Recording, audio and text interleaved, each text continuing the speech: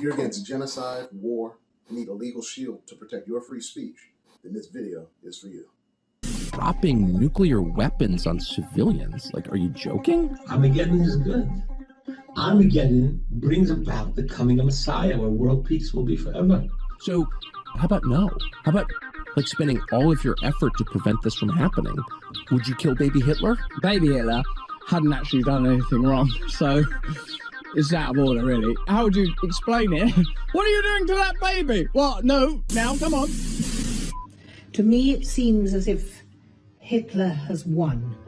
He's changed us, Jews, from being compassionate and caring into this vicious, genocidal, nationalist nation. It is not anti-Semitic to have a different opinion on the wartime actions. Nah.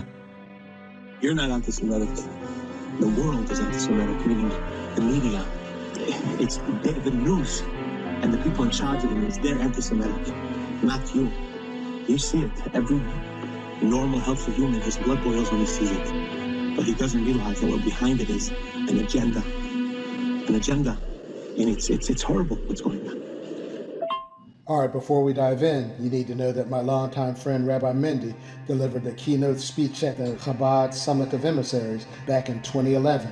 He's a Zionist, and I am not. And since all this started in Palestine, we've been trying to convince each other that our perspective is the right one through constructive dialogue. So I asked him, if you could go back in time and kill baby Hitler, would you do it? If there was a baby and I knew that he would be Hitler, would I kill him? That's an interesting question, because we only judge people for what they do or did. But if God would tell me, kill him, and show me what of course I would kill him. But in a human court, you can't punish someone for the future. If that's the case, then Israel is guilty of war crimes because they've been killing mostly women and children, and they represent the future. What makes this really bad is that, according to a Johns Hopkins peer-reviewed study, Ashkenazi Jews don't have Hebrew DNA, therefore they don't have ancestral ties to Palestine. The so-called self-styled Jews in Eastern Europe in modern history cannot legitimately point to a single ancient ancestor who ever set even a foot on the soil of Palestine in the era of Bible history. The so-called self-styled Jews in Eastern Europe were never Semites, are not Semites now, nor can they ever be regarded as Semites at any future time by any stretch of the imagination. This means that Netanyahu and AIPAC are the true anti-Semites because they kill Semitic people without remorse, making their actions in Palestine a war crime, synonymous with genocide. It's not genocide. It's not a Holocaust. It's what the Allies did to the Nazis. The Jews are doing to Hamas. Dude, that doesn't even make sense, because you guys are the aggressors, while the Allied forces fought for good. So what I don't understand is the difference between what you're doing and what Hitler did. Israel's killed over 50,000 Palestinians in Gaza since October 7th, according to Gaza's health ministry. Over a third of those, more than 16,000 Palestinians, were children. But that grim milestone is still believed to be a vast underestimate, with many buried under rubble and large numbers of Gazans facing life-threatening health emergencies. I say this as a Holocaust survivor, that the genocide in Gaza is not happening in my name and in our name. What we are doing, Jewish people over in Israel, pursuing and killing women and children, is shocking, embarrassing, and wicked. People should cut Israel some slack. I'm more than willing to cut you slack if you can explain how what you're doing is any different than what Hitler did. What distinguishes the Jewish Holocaust is its industrial scale and industrial methods being applied. And what has been happening to Gaza is similar in that the scale of the bombing and the indiscriminate nature of the bombing, the complete lack of care about children and women being the majority of the victims, amounts to industrial scale of genocide. Which means you're just moving in and killing the indigenous population. which is wrong. Drone bombing those unarmed people that were walking towards the rubble that clearly weren't causing any danger to anybody. They just bombed them. Like they were always saying they're only targeting Hamas and everybody else is a casualty.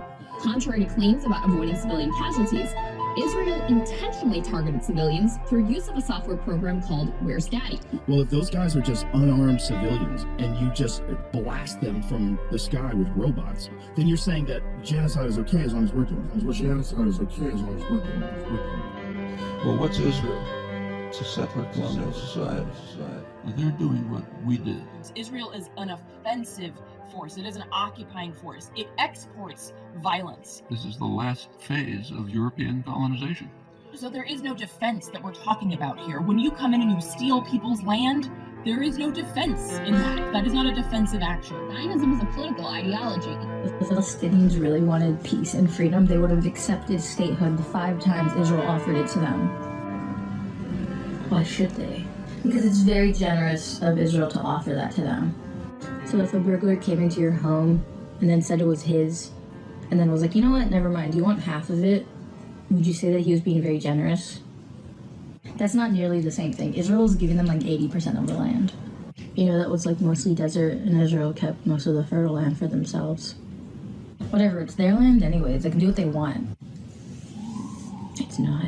They're indigenous to the land. Want me to believe that the Jewish people in Israel, which many of them are of European descent for generations upon generations, are indigenous to that land. Yes, exactly. God gave them that land.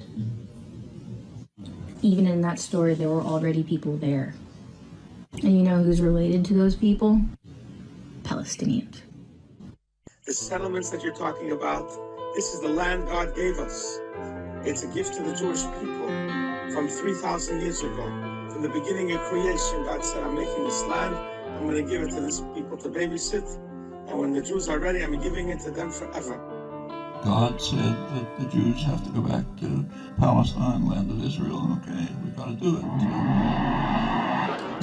God gave them that land. Even in that story, there were already people there. Listen, what's happening in Gaza, the casualties is not the fault of the Jewish people. The casualties are the blame of the Hamas, who are using them as human shields. Like a rabbi put it very nicely. Someone comes with a human shield and starts shooting your kids, God forbid. You say, finish killing my kids, you kill him and his human shield, and the one who's responsible is not you, it's him. So it's not atrocities in Gaza. Atrocities is atrocities of Hamas, not of Israel. I hope that's clear. What do you say? Well, for starters, it's been proven that the IDF has killed as many Israelis as did Hamas because of the Hannibal Directive. Probably more. Next, I'd say you're doing the same thing that the settlers did to the Native Americans by wiping out women, children, and their future. It sounds like the textbook definition of genocide. Remember, most Israelis don't have Hebrew DNA, so they don't have ancestral ties to the land they're ethnically cleansing, which means they're literally just moving in and clearing the indigenous people from their ancestral homes. So you gotta expect them to fight back. You said it yourself, and now we're here. You're ethnically cleansing all of Gaza by bombing safe zones and killing without discretion. That's evil, and it's wrong. Listen, I don't want to continue this dialogue because I have no other answer but what I gave you. The Rashi, the Chumash, first commentary that says that it's our land. I have no other answer, so there's no need to continue this dialogue. When these people want to kill my brothers and sisters, I have nothing else to tell you, so there's no need to continue this dialogue. I'm asking you as a friend, help me understand what the Native Americans should have done when the settlers came to their land, so we can at least acknowledge their humanity. Listen, I'm not talking about Native Americans. Native Americans, it was their land. People tried to take it away from them. Absolutely wrong. Native Americans should have fought back. If they were right to fight back, then please don't demonize them for doing that. That's what I'm asking for, man. I don't want to go there. This is not the comparison at all. I'm talking about something else. Israel is our land, period. End of story. It has no connection. Even you would fight back if that had been your ancestral land. So the characterization, the dehumanization of the indigenous population, it doesn't make them evil for wanting to fight back. Look at the Rashi that I sent you. Rashi is saying, Will is going to come and say there were people living there before. It's not your land. Now, why would Rashi say this? You conquer a land, it's yours. Why didn't Rashi say this? Tell him God's the creator, and he decided that. That's the Rashi. That's cherry-picking scripture. So let's look at what else the Torah had to say about the land you now control. Exodus 22:21-24. You shall not wrong or oppress the resident aliens, and you shall not abuse any widow or orphan. Because if you do, when they cry out to me, I will surely hear their cries, and my wrath will burn, and your wives will become widows and your children orphans. I am the Lord your God, and I have spoken. Deuteronomy 19:14. You must not move your neighbor's boundary markers that were set up by former generations on the property that's been allotted to you and the land your God has given to you. Leviticus 19:32-34 says that when an alien resides with you on your land, you shall not oppress them. The alien who resides with you shall be to you as the native born among you. You shall love this alien as yourself, for you were aliens once in the land of Egypt yourselves. Leviticus 23:22. When you reap the harvest of your land, you shall not reap to the very edges of your field, or gather the gleanings of your harvest. You shall leave them for the poor and for the alien.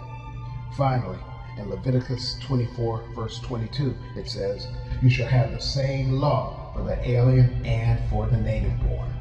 I am the Lord your God, and I have spoken. I didn't make it up. That's your Torah. So what do you have to say to that?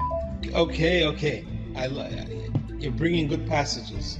It's talking about people that are living in your land. You should be nice to them. But it's talking about converts who accept the Torah, not people that try to bomb you and kill you. Them you should kill and get out of the land as soon as possible. No, the indigenous Christians and Muslims all believe in the Torah, so they're not converts, and they wouldn't be fighting y'all if you didn't attack them first. But anyway, you were saying? And if you don't kill them, it says in Numbers at the end, if you do not kill them, they will be like thorns in your eyes, and they will kill you. So there you have the answer. If they want to live in the right way and be subservient to the Jewish nation in their land, you could keep them there and be nice to them. If they try to kill you, you must eradicate them immediately. Wait a second. You're the one who said you can't punish someone for something they might not even do. You can't punish someone for the future. Moreover, collective punishment is wrong. I am an American Hasidic Jew. My heart is shattered over the loss of so much innocent life in this ongoing war.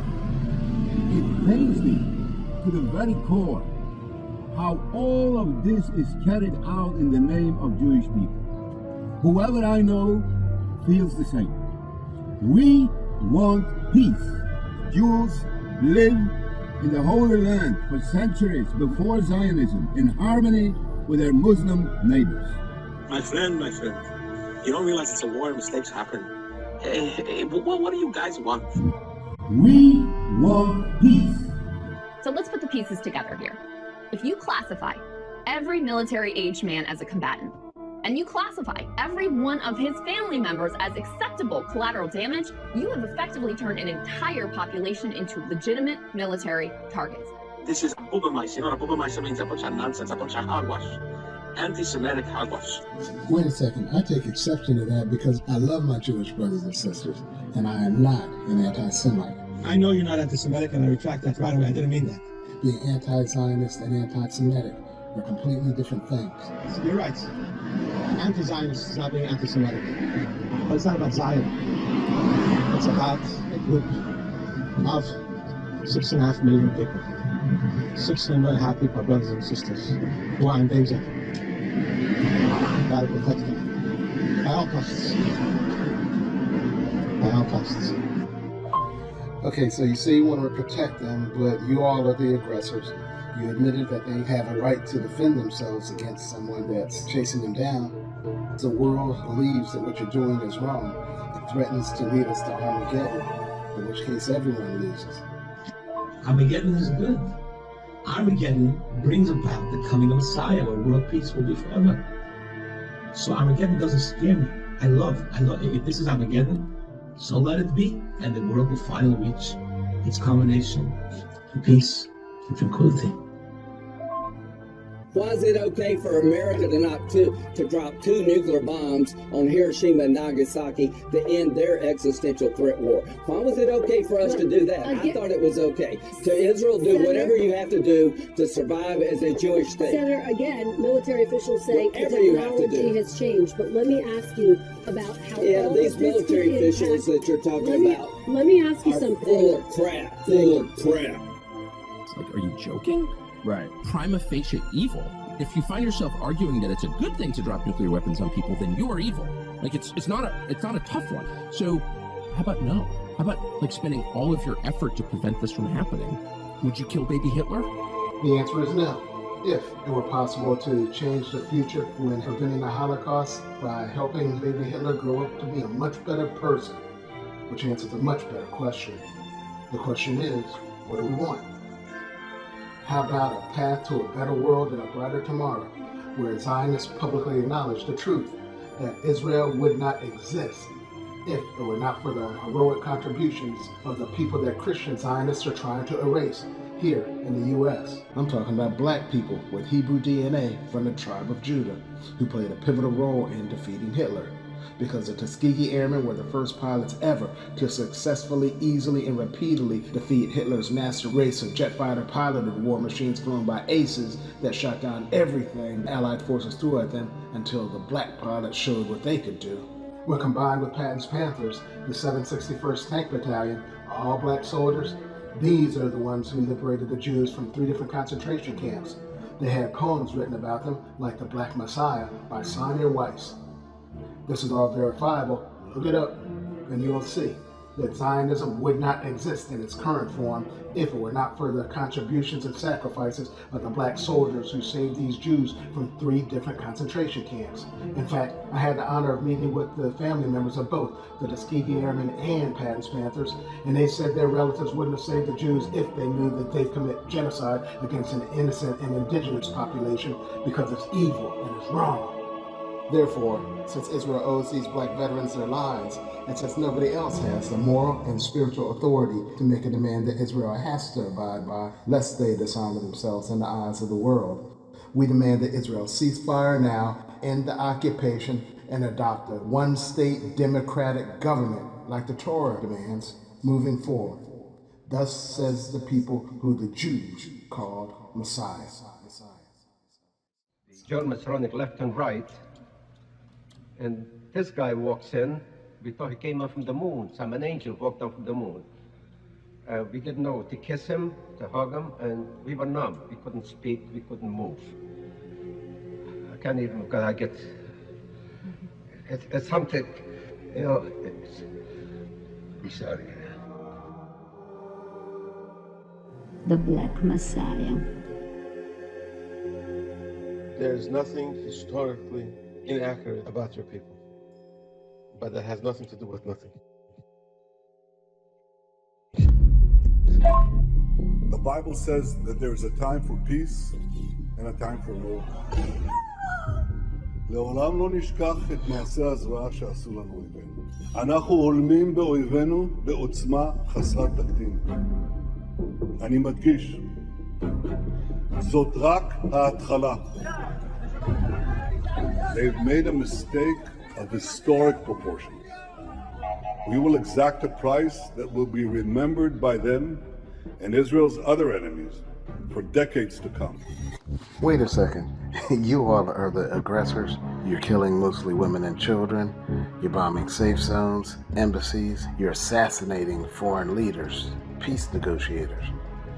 How much do you expect to humiliate these people and have them not defend themselves? Or Israel. I mean, they were only in the middle of attacking almost every neighbor they have. There is no scenario where Israel isn't the aggressor here. Even a rabbi said that the Native Americans should have fought back. This isn't anywhere near self-defense. They are assassinating leaders. They are bombing diplomatic buildings in different countries. So we all have to go and die there for Israel. And for even if we don't have to die, no, you have to send more billions more, maybe trillions. Shut up and give me the goddamn money. I'm in the middle of attacking all my neighbors. We talk about Israel having a right to defend itself as they massacre tens of thousands of people in Gaza. Of course, that's not self-defense. It's mass murder, it's ethnic cleansing, it's genocide. Israel's defense minister ordered intense strikes on Tehran just hours after a fragile ceasefire appeared to take shape. Do you realize that Israel started this? Self-defense, my ass.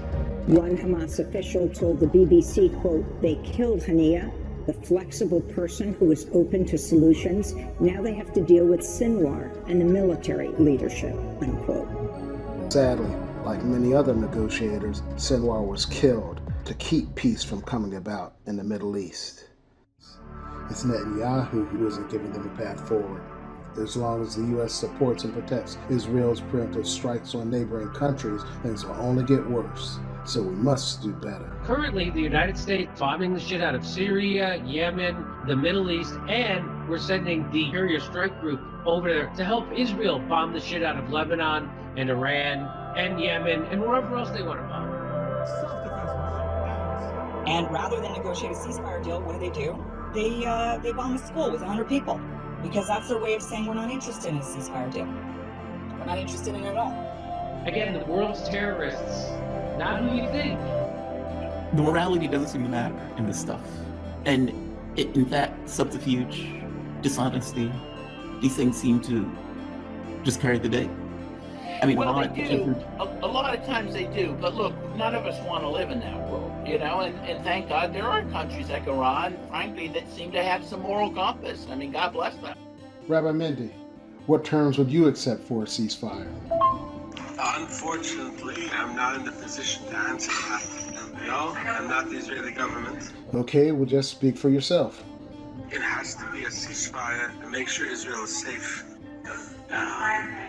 All the hostages returned and all their ammunition taken away from them. Totally dismantle Hamas. Then we can think about a ceasefire. Okay, I hear you. You want to be safe? Well, why not stop provoking the countries that want peace? That'd be a great place to start. I mean, considering how most of the people you're killing are women and children, and you want to dismantle Hamas, I mean, how do you do that? They just have a spirit of trying to survive as you chase them down, like bombing safe zones and food distribution points. How much do you expect them to take? I mean, you want to accept a ceasefire until they've done all this stuff, and they're completely vulnerable and you're exterminating them. How can you expect them to trust you more if their desire to survive makes them an enemy according to you? The fact that you expect all these things before you even consider a ceasefire sounds like a bad deal. I mean, would you accept those terms? They'd be fools to accept that deal. Remember, the Torah said you should live in peace, one law for all the people, alien and native born. And you should honor ancestral boundaries, which you violated when you did the Nakba. So Israel is in the wrong. The fact is, if you abided by the Torah, there would be peace. So the bottom line is, there's nothing that appears to appease you. It's just that you want to ethnically cleanse the land. Isn't that correct? I mean, how can they survive with the terms you've laid out? And as for whether or not Israel's abiding by the Torah, there's no way that they'd accept that deal. So for these reasons, Hamas did the right thing by not participating in the ceasefire negotiations because Israel is not negotiating in good faith. Not only have they violated the Torah, but they can't say that they're the army of God because everything they're doing is evil and wrong. You cannot tell me to ever feel comfortable with children being ruthlessly murdered. You can't get me to feel comfortable as a Christian with more explosives dropped on Gaza than were dropped in Hiroshima. This doesn't make sense to me. Gaza is 30 miles long, 7 miles wide. It's incredibly dense population. And this is, by the way, according to Haaretz, that 40,000 Palestinians have been murdered. I believe they're getting those numbers from the Gaza Health Ministry. And here's what I would like to say to you, Rabbi, since you're quoting scripture, okay? The one that's relevant to me is woe unto them that call evil good and good evil, that put darkness for light and light for darkness. And if you'd like to dive into a little more scripture, I think what's relevant is Revelation 3:9. Behold, I will make them of the synagogue of Satan, which say they are Jews and are not, but do lie. And I'm speaking directly to you, Rabbi Shmuley. Question, do you know Rabbi Shmuley? And I have nothing to do with him. But I grew up with him, and I was with him in summer camp for one summer. I learned with him in yeshiva in Israel for a couple of months. But I don't have much to do with him, but I could give him a call if I need be.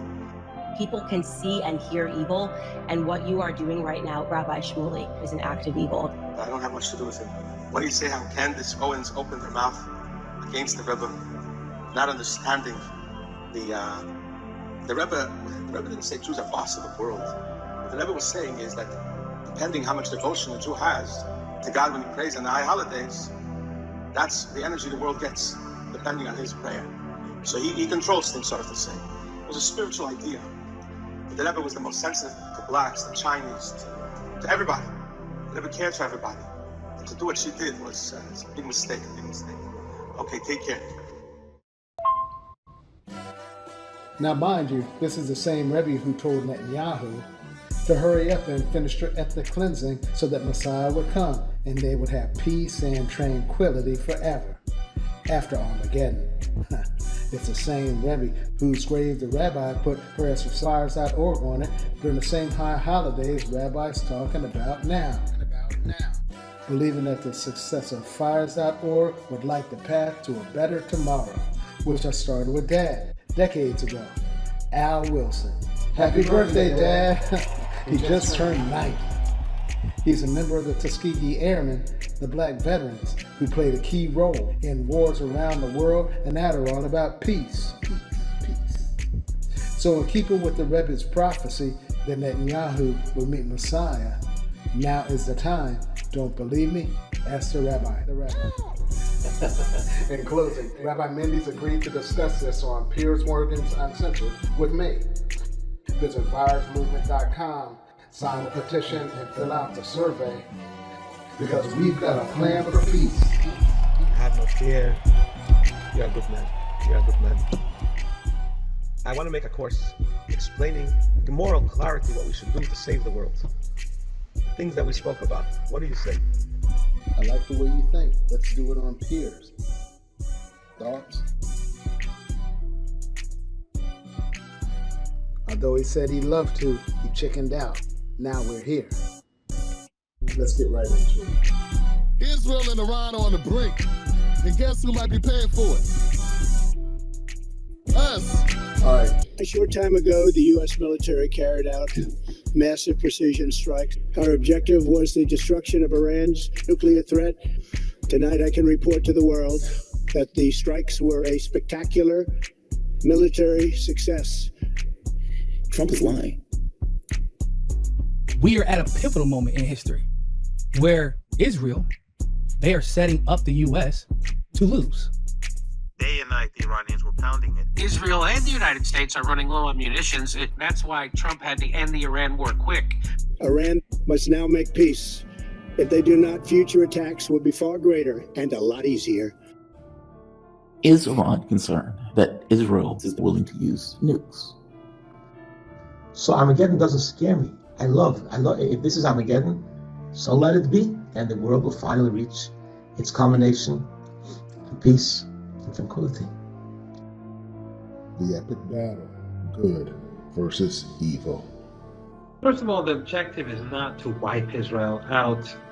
It is to end the regime. Agreed. But by hammering the regime in this war, it is going to weaken it, to show Israelis that this is not going to work, that this is not the way forward. You will never feel safe colonizing, so find a different solution.